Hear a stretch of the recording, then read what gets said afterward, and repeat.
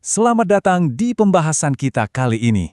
Pernah kepikiran nggak sih soal mekanika tersembunyi yang benar-benar jadi nyawa dari efisiensi di dunia manufaktur? Nah, hari ini kita bakal ngebedah 3 metrik krusial yang secara harfiah nentuin apakah sebuah fasilitas produksi itu bakal sukses besar atau malah hancur di bawah tekanan pasar. Kita mulai dengan satu pertanyaan besar yang sering banget bikin pusing para manajer operasional di mana-mana.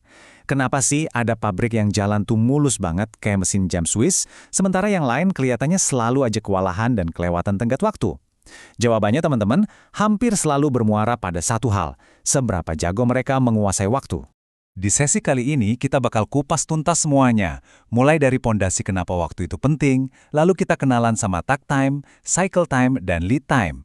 Terus, biar gampang nempel di kepala, kita bakal pakai analogi sungai. Dan terakhir, kita langsung terjun ke studi kasus nyata.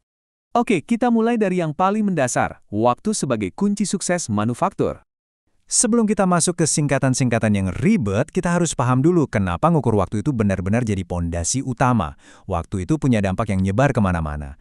Pertama, dia langsung ngaruh ke dompet alias margin profitabilitas kalian. Kedua, waktu yang efisien itu ngejamin kualitas konsisten yang bikin pelanggan loyal.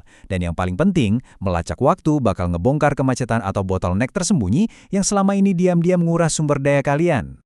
Lanjut ke pilar pertama kita, takt time, alias irama permintaan.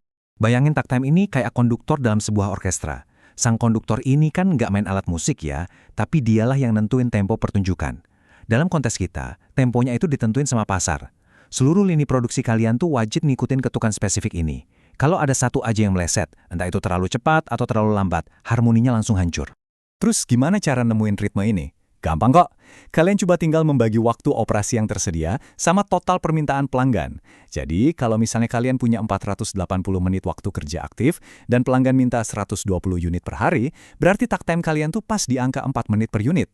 Artinya, tiap 4 menit harus ada satu produk jadi yang keluar dari lini produksi. Mutlak, nggak bisa ditawar. Nah, sekarang masuk ke pilar kedua, cycle time. Ini soal realitas produksi kalian. Kalau takt time itu target dari luar, cycle time ini adalah realita pahit manisnya di lapangan. Ini tuh waktu aktual yang dihabiskan sama operator atau mesin buat nyelesain satu siklus pekerjaan. Dan ngukurnya gimana? Benar-benar pakai stopwatch di proses kalian yang paling lambat. Inilah kecepatan mentok yang saat ini sanggup dicapai sama tim kalian. Dan ini ngebawa kita ke aturan emas di dunia manufaktur. Dengerin baik-baik ya.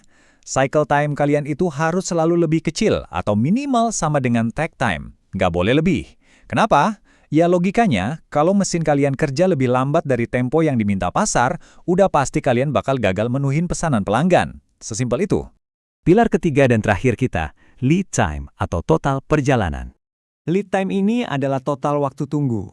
Mulai dari detik pertama pelanggan ngeklik pesanan, sampai produk jadinya benar-benar mendarat di depan pintu mereka. Paling gampang bayanginnya kayak kita pesan pizza. Kalian kan nggak peduli berapa lama adonan pizzanya masuk oven. Yang kalian pedulin cuma kapan pesanan saya sampai. Jadi misalnya nih, kalau ada lead time yang makan waktu 8 hari, itu udah merangkum semua perjalanannya. Dari pesanan diterima, nyiapin bahan baku, proses produksi, inspeksi kualitas yang ketat, sampai akhirnya dikirim. Bagi pelanggan kalian, angka inilah satu-satunya waktu yang benar-benar berarti buat mereka. Sekarang kita coba gabungin 3 konsep tadi pakai analogi sungai, biar makin nempel. Coba bayangin sebuah sungai yang lagi mengalir deras. Lead time itu ibarat panjang total sungainya dari hulu ke hilir. Makin panjang, makin lama perjalanannya. Cycle time itu kecepatan arus sungainya sendiri. Terus, takt time-nya apa? Takt time itu adalah seberapa cepat kalian harus mendayung perahu biar bisa sampai tujuan tepat waktu dan nggak ketinggalan. Tiga-tiganya itu bekerja bareng dalam satu ekosistem yang utuh. Biar nggak cuma ngawang-ngawang, mari kita bahas studi kasus beserta solusinya. Kita langsung masuk aja ke sebuah pabrik komponen elektronik sungguhan yang lagi krisis. Mereka ini dapat tekanan luar biasa karena pelanggan utama mereka minta persis 200 unit produk diselesaikan setiap harinya. Manajemen pabrik langsung ngambil kalkulator dong. Berdasarkan total jam kerja mereka, keluarlah angka target. Untuk ngasilin 200 unit per hari, mereka butuh takt time di angka 2,4 menit per unit. Sekali lagi, ini ritme yang dituntut oleh pasar. Tapi, tunggu dulu. Begitu mereka turun bawa stopwatch ke lantai pabrik, di stasiun B ketahuan kalau cycle time aktualnya malah 3 menit. Waduh, aturan emas kita jelas-jelas dilanggar nih. Cycle time 3 menit jelas lebih lambat dari target 2,4 menit. Mereka nemuin bottleneck raksasa yang bikin macet seluruh produksi. Terus, buat nyelamatin produksi ini gimana? Manajemen harus gerak cepat. Pilihannya, 1. Perbaiki metode kerjanya biar lebih ringkas. 2. Bagi-bagi tugas atau redistribusi beban ke stasiun lain yang kerjanya lebih cepat. 3. Tambah operator atau mesin di stasiun B. Atau 4.